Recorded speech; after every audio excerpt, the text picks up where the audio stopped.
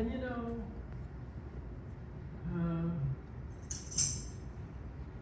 I think Danny Sugarman's book, No One Here Gets Out Alive, he starts a chapter. John Densmore had his sticks gripped so hard, he was so angry with Jim. I was in my early 20s. I didn't know he had a disease, alcoholism. I knew there was an elephant in the room.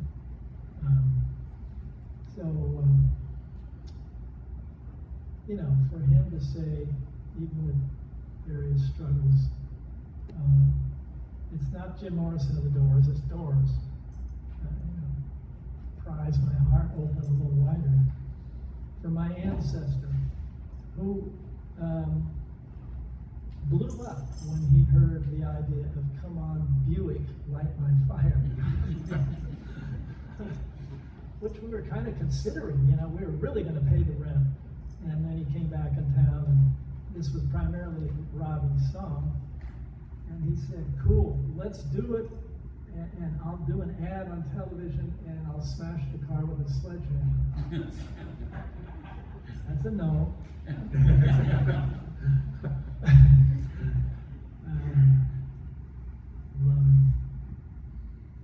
That meant he cared about the whole catalog, right? Not just, he didn't write that. He wrote one Morrison line, "Our love become a funeral pyre." The rest of Robbie wrote. So, and I've said in The Doors Unhinged, my second book, if you're a new band trying to pay the rent, do it. You know, and if you get a toehold on success, maybe reconsider that, or I don't know. You know, Tom Waits said that if you let your songs be used in commercials, then you change your lyrics to a jingle, and that's the sound of coins in your pocket. And maybe you sold the audience. You know. And then Pete Townsend said, if you fell in love with Susie to my songs, I don't give a fuck about that. Okay, Pete, true. He can do what he wants with them. Yeah. I'm trying to honor my ancestor who blew up about Robbie's song. He's not here. It's complicated.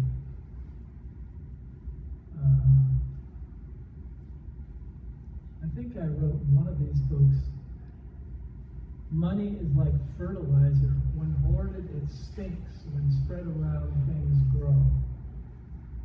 And so when Ray and Robbie really wanted to, well, I mean, oh God.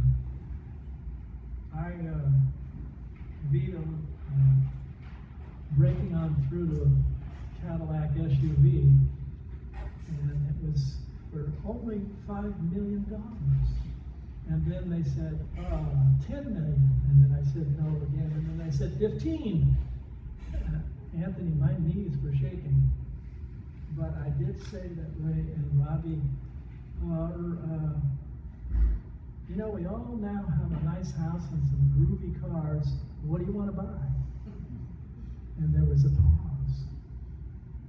And in that pause was the answer. Yeah. I mean, Jim didn't even have a wallet. Or a house. Or a house. Lived in the Alta Cienega Motel. We're getting houses. He had his credit card in between a couple pieces of cardboard. This is a different guy from another brother from another planet. It was hard, but what a teacher. Huh? Talk a bit about what he felt, you know, when he said he wanted to move to Paris and just kind of announced it. You know, there wasn't like some, you know, endless or deep bad discussion about it. It was, you know, this is what I need to do. You know, how did that strike you at the time? You also just made an incredible record. Well, LA we would. were mixing the record. This is LA woman, and conceptually cool. Hemingway, go to Paris, writers. And then in the back of my head, I thought, the French have wine for breakfast. This gets you dangerous.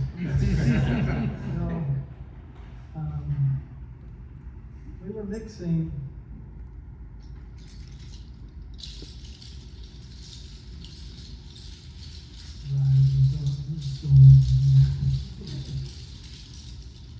These are goat hoofs given to me by Ecuadorian musicians that wear them on their feet when they dance. But it sounds like it's water, doesn't it?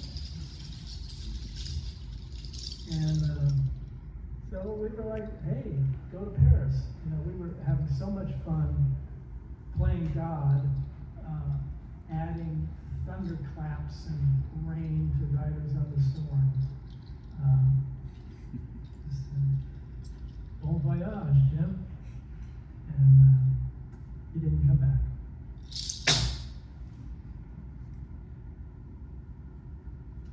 Do you remember where you were when you heard that he had died? Yeah, we were rehearsing, and we were sort of, is this true? There were rumors that Paul McCartney had died. That wasn't true. Okay. Told the manager to go to Paris and check it out.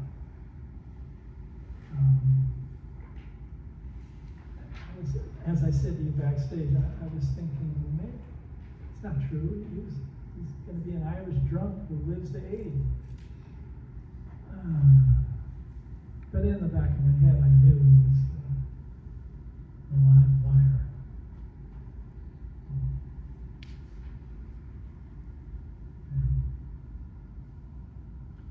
Did you spend any time, trying to... Let me say that it did take me, I said it, a year or two to really get the tears going and grieve over losing him, because I didn't understand that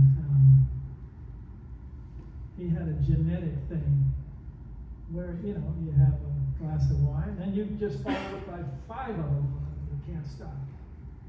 I feel blessed that I'm not that, so I can dabble to take the edge off, because it's a pretty crazy world.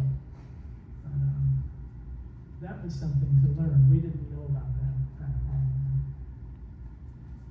Did the explanation that was given, there obviously are, to this day, rumors about the death of Jim Morrison and what really happened and what the circumstances really were. Did any of that make any impression on you?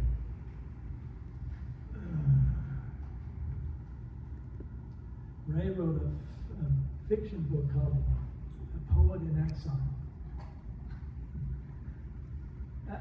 He was a wild guy. He could have faked his own death, but I saw him get bloated, and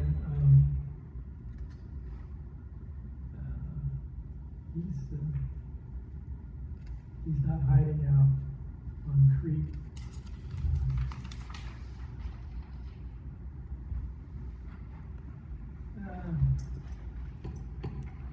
Well, let me do this.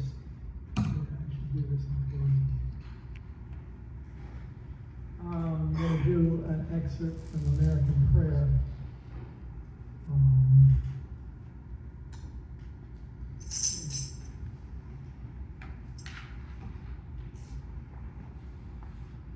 Do you know the warm progress under the stars? Do you know we exist? Have you forgotten the keys to the kingdom? Have you been born yet? And are you alive?